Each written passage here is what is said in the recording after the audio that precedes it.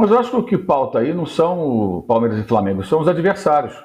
O Amazonas jogou plantado, marcando ali atrás o tempo todo, não saiu nem depois do gol. O Botafogo não, o Botafogo se arriscou, né? Foi à frente, tentou, finalizou mais. Então, acho que os adversários pautam também o comportamento dos dois times. Acho que tem muito disso também. O Amazonas tomou um gol, a Adilson Batista não mudou a formação da equipe, continuou jogando para perder de 1 a 0. E acho que isso também influencia bastante, né? O que tem em comum são, para mim, duas atuações fracas. O Palmeiras ganhar com gol no último lance é emocionante, mas acho que evidencia uma dificuldade. E é curioso, porque o Estevão, que merece todos os elogios, né? É ele que larga o Brey lá na jogada do gol do Botafogo, né? Ele não acompanha. O jogador entra livre, finaliza, tem a falha do goleiro, mas ele deveria ter acompanhado. Acho que fica até como lição ali para o menino que tem que acompanhar. É seu, vai até o final. Tem o lado bom, tem o lado ruim, faz parte de um processo de aprendizado do garoto jogando no meio dos adultos com 17 anos. É natural que isso aconteça, né? Não é que uma crítica, é só uma observação. Tem dois lados aí a moeda, né? Acho que a grande diferença, assim, é que parte da torcida do Flamengo é formada por alucinados, né? E na mídia também. Na mídia e os influencers. Tem gente que acha que tudo se resolve na porrada, no grito, e não é assim. Eu acho que o time de futebol com investimentos como o Flamengo tem que ser cobrado, sim, por jogo de qualidade. Mas nem sempre você vai conseguir jogar tão bem, especialmente quando você está no processo de construção ou está numa fase de instabilidade. O Flamengo são as duas coisas. Esse não é um time pronto, não é um trabalho tão longevo, é um trabalho que começou no ano passado como um tapa-buraco e esse ano, sim, de uma maneira mais efetiva.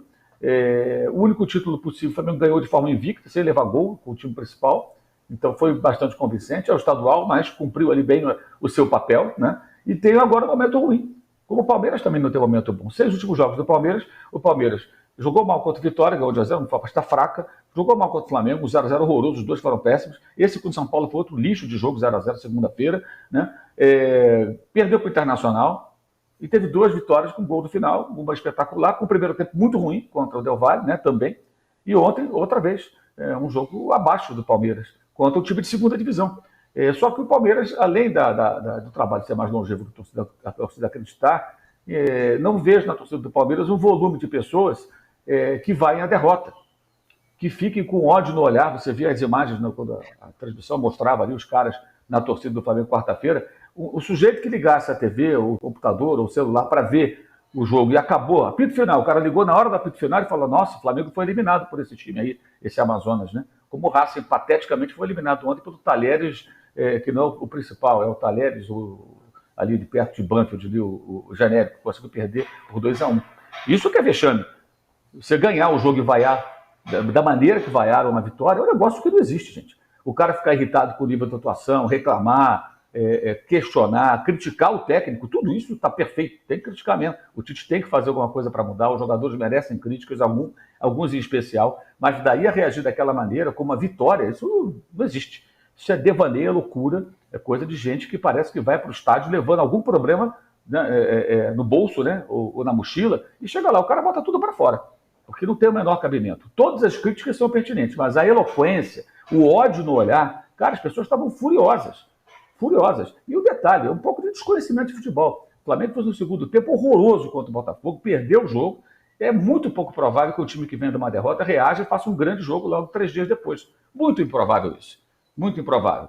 Não estou aqui minimizando. Acho que todas as críticas são pertinentes. Mas o tom, o exagero, a pedida de cabeça do técnico, isso é devaneio, é maluquice. Lá no meu canal eu fiz uma pergunta depois do jogo aos muitos que estavam ali criticando violentamente o Tite e tudo mais. Qual técnico que vocês contratariam? Já que vocês têm tanta ideia, têm tanta opinião, né? Então sugiram, qual técnico? Nenhum nome apareceu, nenhum nome razoável, factível, só nomes de zoeira: Ney Franco, Valdemar, Joel Santana, que é aquela piada boba que o cara faz, que não tem nem mais a menor graça, que é tão óbvia, a piada nem inteligente né? Ou então, assim, traz o Klopp, traz o sei lá quem, traz o Xabi Alonso. Cara, aí é falta de noção total. Você vê o nível de desconhecimento de futebol. O cara sério fala: não, um nome só que eu me lembro que foi colocado que seria possível, que é o Carlos Carvalhal, que é um técnico português que o Flamengo já tentou e está sem clube. Mas mesmo assim, alguém acha que o Carlos Carvalhal vai chegar com a varinha mágica do Mago Merlin e plim, de repente o time começa a jogar melhor do que o time do Jesus em 19? Não é assim. Ele teria também que fazer uma adaptação, levaria um tempo. Mas o Milito rapidamente conseguiu. O Milito já empatou em casa com o Criciúma. O Milito virou o jogo contra o Atlético, contra o Cruzeiro na final, mas o título quase escorreu pelos dedos, que é normal também. É normal. É um começo de trabalho do técnico do Atlético. E a gente não sabe como é que o time vai se comportar daqui para frente. É muito curto esse recorte. Ano passado, nessa altura, o Botafogo começava a galopar para disparar na liderança. No final, o que aconteceu? Né? Então, são situações assim, de muita precipitação e a torcida do Palmeiras não tem essa maluquice. Né? Essa maluquice. E se existem influências palmeirenses que só reclamam, eles não têm a capacidade de influenciar a torcida que tem parte dos que falam do Flamengo. E isso é interessante para algumas pessoas, certamente interessante, porque talvez dê audiência, traga retorno, traga engajamento. E os caras só ficam berrando, gritando, uma coisa maluca, não há ponderação, não existe diálogo, não tem reflexão. Repito, estou aqui concordando com todas as críticas ao Tite, ao técnico, aos jogadores, à diretoria. Tudo, o jogo foi ruim, o time é previsível, o Tite tem que mudar o sistema. Então, uma porção de coisa para criticar. Mas aquela coisa de revolta, de ódio, isso não existe, gente. Uma vitória, isso eu desconheço que algum clube do mundo faça isso, alguma torcida faça isso. É um pedaço de torcedores do Flamengo, a torcida do Flamengo, totalmente desconectada do que é a realidade. Eles acham que tudo vai se resolver. E a ilusão do Jorge Jesus, que é uma bobagem colossal. O Jorge Jesus foi um nome importantíssimo do Benfica, retomando o protagonismo do futebol português, e quando ele volta ao deixar o Flamengo, ele fracassa. No Fenerbahçe, ele também não foi bem. Deu a Copa da Turquia. Os caras estão nem aí para a Copa da Turquia, tanto que nem o contrato dele renovaram. Acabou, obrigado, tchau. Foi embora. Igualzinho ao Dorival Júnior no Flamengo, também no final, o Renato Gaúcho, não renovaram o contrato. Por quê? É tão bom? Porque o Jesus é um ótimo técnico, mas pô, também tem bons e maus trabalhos, como praticamente todos eles. Né? E agora ele está bem lá no futebol saudita, dificilmente vai sair de lá. Então, assim, essa ala da torcida ela atrapalha mais do que ajuda. Atrapalha mais do que ajuda.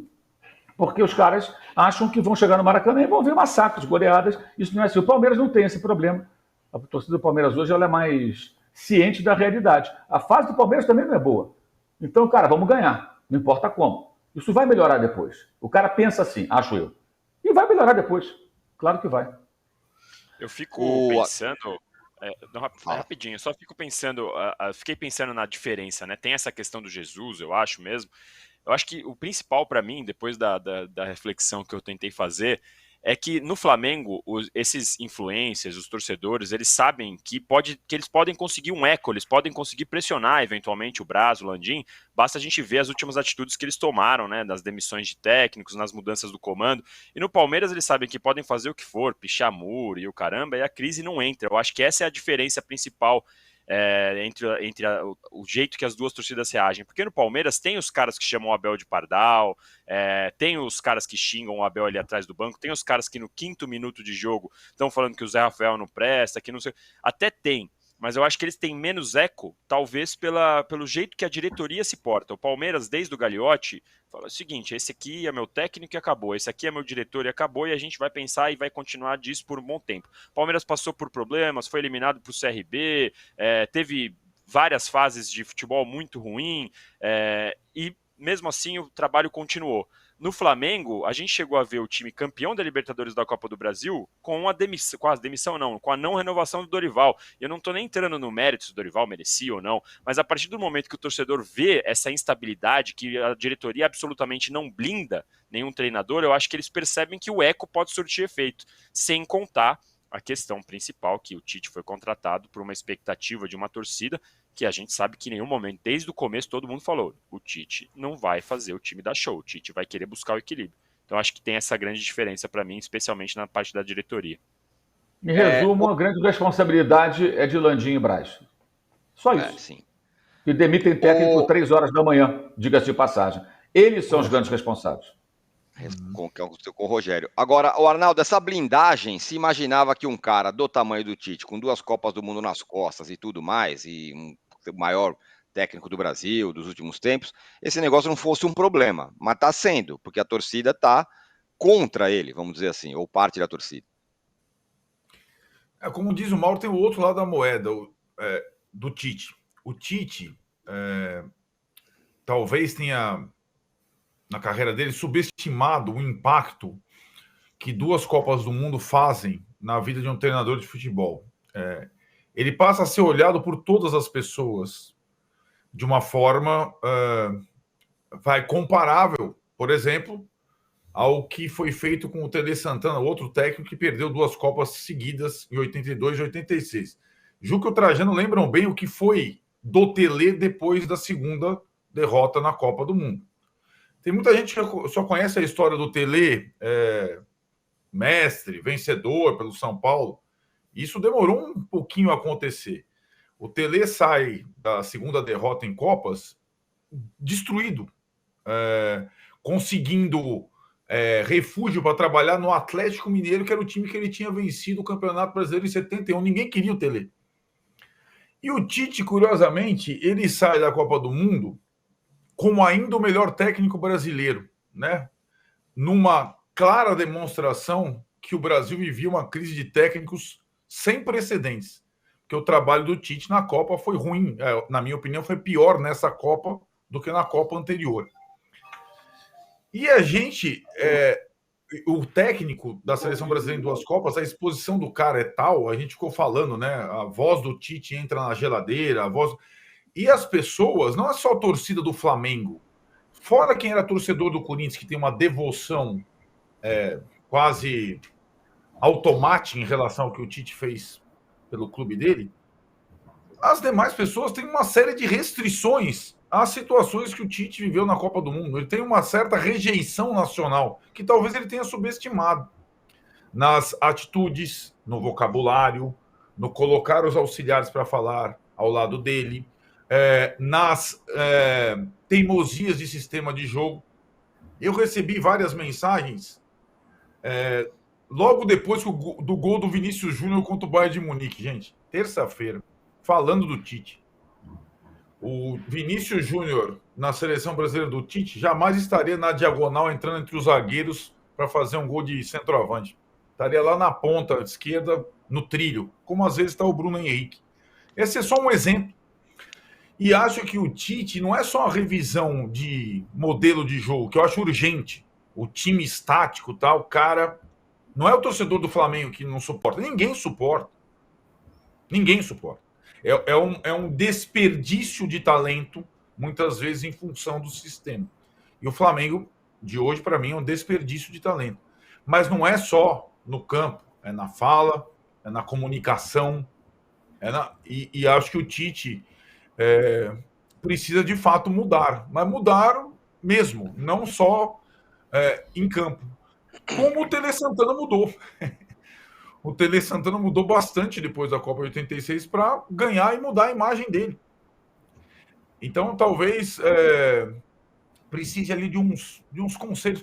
Não é só... Eu acho que essas demonstrações que a gente tem tentado entender dos influencers, dos torcedores, às vezes são mais espontâneas que estratégicas, sabe? O cara vai falar para derrubar o técnico, para ganhar clique. Às vezes é uma questão espontânea que o cara não suporta. Não suporta. E a gente teve várias manifestações espontâneas entre nós durante a Copa do Mundo. A gente não suportava, né? Lembra? No nosso pós de bola? A gente não suportava. E, de novo, talvez o Tite tenha subestimado o que aconteceu com ele em termos de imagem durante a Copa do Mundo. E eu discordo. Ele, para mim, agora eu estou vendo mais de perto, não pode ser considerado, sem alguma discussão, o melhor técnico brasileiro em atividade. Mas não pode mesmo.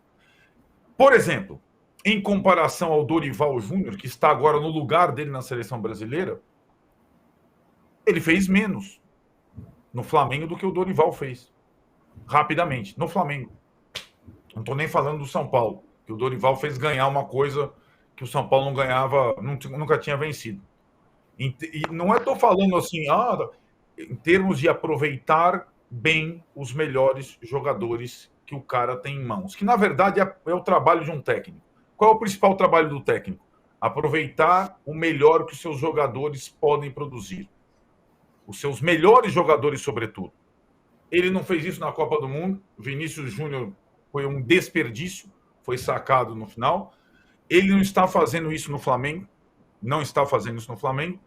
E por exemplo, o que o Dorival fez no Flamengo, no São Paulo, e o que o Milito está fazendo no Atlético. Não é o Atlético maravilhoso de sistema de 3 zagueiros e de... Sobretudo é o Atlético do Arana, Scarpa, Hulk e Paulinho. Esses 4 estão jogando à vontade, estão jogando nos lugares onde se sentem confortáveis, e acho que essa é a grande sacada de um treinador de futebol. Mais do que a sua autoria, o seu vocabulário, o seu sistema de jogo, aproveitar os melhores jogadores que ele tem à disposição. E isso o Tite até agora não conseguiu fazer no Flamengo.